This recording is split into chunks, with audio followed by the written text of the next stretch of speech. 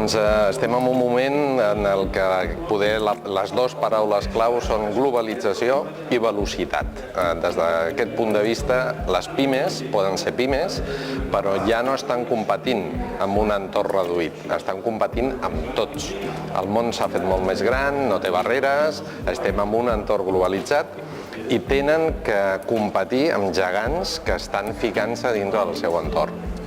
Una pime que no entengui quines són les oportunitats que li ofereix aquest nou món global està deixant passar oportunitats pel davant que estan capturant uns altres.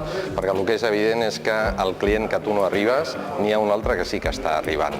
Llavors aquesta transformació ens acabarà afectant independentment del tamany de l'empresa i molt més impacte amb l'entorn de la pime, que segurament estan amb el seu dia a dia i no estan aixecant el cap per veure una miqueta quines són les noves possibilitats.